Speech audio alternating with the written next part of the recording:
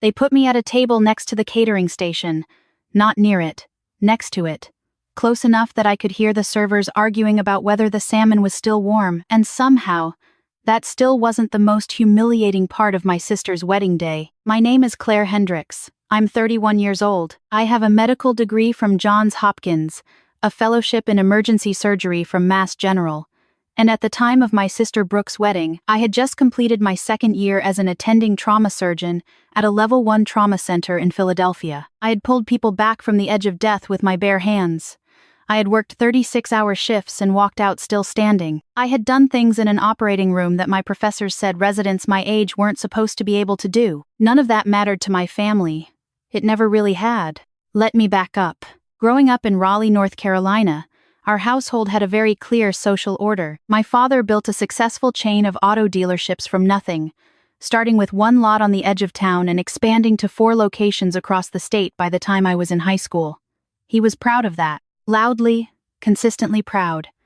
His whole identity was built around having started with nothing and made something tangible, something you could drive past on the highway and point to. Brooke, my younger sister by 3 years, understood that world instinctively. She was warm and social, and she laughed at my father's jokes even when they weren't funny, which was often. She married a man named Preston who sold commercial real estate and went fishing with my father on weekends. My mother loved Preston in a way that occasionally felt like she had adopted a second son she always wanted. And then there was me. I left for college at 17 on a full academic scholarship. I came home for holidays and sometimes summers, but there was always a sense, even when I was sitting at the dinner table, that I was a guest passing through rather than someone who belonged. My father respected achievement in theory. In practice, the achievements he understood were the ones he could see and touch: a new truck, a bigger house, a boat. What I did was invisible to him. I worked inside people. I fixed things he would never see. The conversations at family dinners followed a pattern so consistent, I could have set a timer by them. My mother would ask Brooke about the wedding plans. My father would ask Preston about the commercial property market. Someone would mention a cousin's new baby or an uncle's golf handicap. And then, somewhere around the second helping of whatever casserole my mother had made, my father would turn to me with an expression that was trying to be interested and ask something like, "So are you still doing that hospital thing?" That hospital thing. I was rebuilding human hearts, and they called it that hospital thing. I want to be fair. My parents weren't cruel people. They weren't abusive or cold in the dramatic way that makes for a clean story. They were something harder to name. They were limited in the specific way that some people are limited, where their imagination stops precisely at the boundary of their own experience. My father could not picture what I did because he had never seen it. My mother worried about me because I worked too hard and hadn't met anyone, and she didn't understand why I would choose a life that looked, from the outside, like nothing but sacrifice. But understanding something and feeling the weight of it are different things. And I had carried that weight for a long time. The wedding was in April. Brooke and Preston had rented out a venue outside of Asheville, a restored farmhouse property with a barn reception hall, string lights, the whole thing. It was genuinely beautiful. I drove up the night before and stayed at a hotel about 20 minutes away, because every room at the venue's attached inn had been reserved months in advance, mostly by Preston's family, and by the time anyone thought to mention the booking to me, they were full. I found out about this the same way I found out about most things involving my family late, and by accident. My mother mentioned it in passing during a phone call about something else entirely. "Oh, and honey, I think the rooms at the inn are all taken. You'll probably need to find somewhere nearby." Brooke hadn't called to let me know herself. I was a bridesmaid, technically. My name was on the program. I had a dress, a dusty rose thing that I had driven to Raleigh to be fitted for back in January. But I had also noticed, in the months leading up to the wedding, that I was not included in most of the planning conversations. The bachelorette trip to Charleston, I was invited, technically, but it was mentioned to me 4 days before it happened, after flights were already impossible to find at a reasonable price. The rehearsal dinner the night before I attended, sat at the end of a long table, and spoke to almost no one, because I knew almost no one there, and no one made much effort to change that. The morning of the wedding was fine. Hair and makeup, the usual organized chaos of getting 5 women ready in one suite. Brooke was radiant, and I meant it when I told her so. Whatever complicated feelings I carried about our family, I did not carry them toward her. Not really. We had simply grown into people who lived in different worlds and no longer knew how to cross the distance. The ceremony was held in a garden at the far end of the property. White chairs, a floral arch, late afternoon light coming through the trees at exactly the right angle. I walked down the aisle with the other bridesmaids and stood at the front and watched my sister marry Preston, and I was genuinely happy for her in the way that you can be genuinely happy for someone and also, quietly, achingly aware of everything unspoken between you. The reception was where things changed. The seating chart was posted near the entrance to the barn on a large whiteboard with names written in careful calligraphy. I found my name after looking for about a minute longer than I should have needed to. Table 14. I had to count the tables to understand where table 14 was. Tables 1 through 4 were at the front, near the dance floor, close to the sweetheart table where Brooke and Preston would sit. Those were family tables, and the parents, grandparents, aunts, uncles, Preston's extended family who had flown in from 3 different states. Tables 5 through 8 were close friends and wedding party partners and colleagues. By the time you got to tables 9 through 12, you were in the middle distance, the pleasant but unremarkable territory of people who know the couple well enough to be invited, but not so well that the seating chart agonized over them. Table 14 was against the back wall, directly adjacent to the swing door that the catering staff used to carry trays in from the kitchen. There were 7 other people at my table, all of whom appeared to be +1s of +1s, a category of guest whose connection to the bride and groom was so attenuated it could only be traced on a whiteboard with a lot of arrows. One woman told me she was the college roommate of Preston's second cousin. One man said he and Preston had briefly overlapped at a gym in Charlotte before Preston moved. A very pleasant older couple said they were neighbors of Preston's parents and hadn't actually met Brooke in person before today. I sat down, put my clutch on the table, and looked at the catering door 18 inches to my right. A server came through it, carrying a full tray of appetizers, and nearly caught me in the shoulder. I thought about the week I'd had before driving to Asheville. Tuesday had been a 12-hour shift that ended with a 19-year-old kid in my OR after a car accident, and I had spent 4 of those hours keeping him alive, and he was alive, and his mother had cried in the hallway afterward. Wednesday had been a standard day by the standards of my unit, which meant it would have been extraordinary by almost any other standard. Thursday, I had covered for a colleague who had a family emergency. I had driven to Asheville on Friday afternoon, with about 5 hours of sleep from the previous 2 nights combined, and I was sitting next to the kitchen door. I ate the salad course and made polite conversation with the gym neighbor of Preston's cousin. I listened to the toasts, which were warm and funny, and made no mention of me at all, which I hadn't expected, and which stung anyway. My father's toast was about how much he admired Preston's work ethic and entrepreneurial spirit. He used the word family 7 times. He did not look at me when he said it. The main course arrived. Salmon, which the servers behind me were still debating. I had switched to water because I was tired enough that a second glass of wine felt risky. I was considering how early I could leave without it being obvious when I heard someone say my name. Not Claire, my professional name. The one almost no one in that room had any reason to know. Dr. Hendricks? I turned in my chair. Standing a few feet from table 14, holding a glass of white wine and looking at me with an expression of genuine surprise, was a woman I recognized immediately, even though I had met her only once, 14 months earlier, in circumstances that neither of us had planned for. Her name was Dr. Constance Okafor. She was the Director of Surgical Innovation at Jefferson Health System, one of the largest hospital networks on the East Coast. She sat on the board of 3 national medical associations. She had been featured in the New England Journal of Medicine and on the cover of Modern Healthcare. She was, without question, one of the most prominent figures in American surgery. I had met her in my OR at 2:40 in the morning. She had been in Philadelphia for a conference. She had collapsed at her hotel. The paramedics had brought her in, and the attending on call had taken one look at the imaging and called me. Ruptured splenic artery aneurysm. The kind of thing that kills people quickly if someone doesn't move fast enough. I had moved fast enough. She had been discharged 4 days later. Before she left, she had come to find me in the department, shaken my hand, and told me that she intended to remember what I had done. I had thanked her and gone back to work. That was 14 months ago. I had not heard from her since, which was not unusual. People say things when they're grateful. Life moves on, and now she was standing at the edge of my catering-adjacent table at my sister's wedding in Asheville, North Carolina, staring at me like she was doing the math, and the math was not adding up. Dr. Hendricks, she said again, slower this time. What are you doing sitting here? I opened my mouth and wasn't immediately sure what to say. This is my sister's wedding. She looked at the table. She looked at the catering door. She looked back at me with an expression that was controlled and professional but contained something underneath it that I recognized as the particular displeasure of a person who understood exactly what they were seeing. Your sister, she said. Brooke, the bride. A brief pause. I'm here with the Asheville Regional Hospital board chair.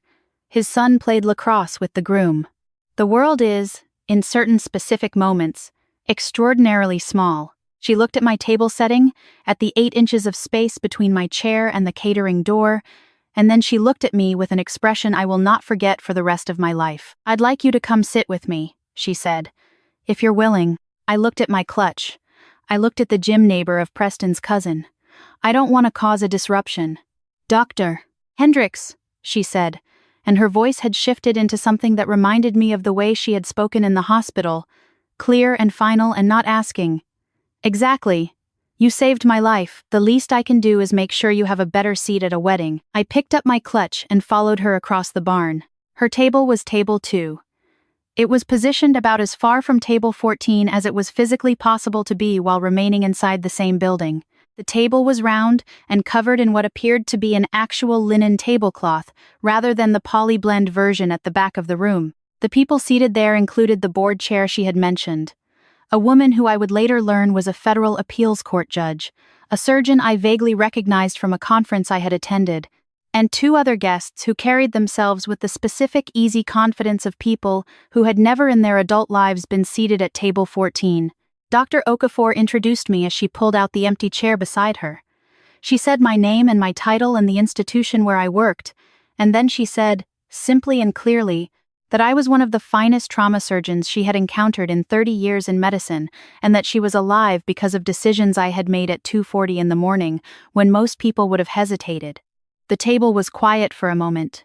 The board chair extended his hand across the table and introduced himself. The appeals court judge said that a close friend of hers had been treated at my hospital and asked which department I ran. The other surgeon asked about a technique I had published a small paper on the previous year, a paper I was genuinely surprised anyone at a wedding reception in Asheville had read. For the first time in as long as I could remember, I sat at a table with people who asked me questions that required real answers.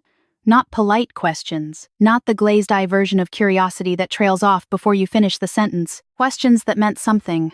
Questions that treated what I did as worthy of genuine interest. I had forgotten what that felt like. Or maybe I had never fully known. At some point I had lost track of time entirely, which does not happen to me. I became aware of a shift in the room. Not dramatic, just a slight reorientation of attention. I noticed my mother looking from across the barn, her head tilted in the way she does when she is trying to work something out. I noticed one of Brooke's friends lean over to say something to the person beside her, and then glance toward table 2. And then I noticed my father. He was standing near the bar with Preston's uncle, the kind of half-profile position that lets you watch a room without appearing to watch it. He was looking at table 2. He was looking at the people at table 2. He was looking at me. I had spent my entire adult life trying to figure out what it would take for him to look at me the way he was looking at me in that moment. Not with pride, exactly, because I don't think he had yet assembled the full picture, but with something that was the precursor to it, a sudden, recalibrating uncertainty. The expression of a man who is realizing that the coordinates he has been using are wrong, and he doesn't yet know by how much. He was not smiling. The dinner continued. Dr. Okafor asked me about my next career steps, and I found myself talking about a research initiative I had been quietly developing for 18 months, something I had not spoken about publicly, because I didn't think anyone in my immediate life would understand what I was trying to do. She listened the way that people who are truly exceptional at what they do always listen completely, without waiting for her turn to speak. At the end of my explanation, she said, I want you to send me the prospectus. I think there may be something we can do. I don't cry in professional settings. I have held it together in operating rooms during moments that would have broken most people. I held it together then. But it was close. Later in the evening, after the cake and before the dancing started, Brooke found me. She came over to table 2 with the slightly tentative quality of someone approaching a situation they haven't fully prepared for, and she hugged me the way she had when we were children. Actually hugged me, with her whole self, not the side hug of adult sisters who have grown politely distant. She pulled back and looked at me, and then looked at Dr. Okafor, and then looked back at me and said, quietly, "I didn't know, Claire, about any of it. I'm sorry about the table." I believed her. That was perhaps the most complicated part. She genuinely hadn't known because our family had a way of not knowing things about me that required a very specific kind of not looking. It wasn't malice. It was the accumulated result of years of small erasures, each one too minor to confront directly, all of them together amounting to something that had taken me a long time to name. "It's okay," I said. And in that moment, at that table, with Dr. Okafor beside me and the research proposal taking shape in my mind and the whole long strange day finally making a kind of sense, it actually was. My father came over near the end of the night. He waited, which was itself unusual. He was not a man who waited for things. He stood at the edge of table 2 until there was a natural pause in conversation, and then he put his hand briefly on my shoulder and said, "I heard what that woman said about you earlier." I looked at him. "I just wanted you to know," he said, and then he stopped. The way he always stopped when the thing he needed to say was outside the vocabulary he had built for himself over 63 years. He tried again. "I'm going to need you to help me understand more about what you do. I should know more about it." It wasn't an apology. It was something smaller than an apology, and also, given who he was and how he was built, something that might have cost him more than an apology would have cost another man. "Okay," I said. "I'd like that." He nodded. He patted my shoulder once, awkwardly, and walked back toward the bar. I watched him go. Dr. Okafor, who had heard the whole exchange, said nothing for a moment. Then she picked up her wine glass and looked at me sideways. "Level 1 trauma surgeon," she said. "You operate on people who are dying. You make decisions in seconds that most people couldn't make in an hour. And that conversation with your father just now, that might have been the hardest thing you've done all year." I laughed. Actually laughed. The kind that comes from somewhere deeper than humor. From relief. From the release of something you've been holding so long you stop noticing the weight. "Yeah," I said. "Maybe." I drove back to my hotel at midnight. The room was fine clean, a decent bed, a window that faced the parking lot.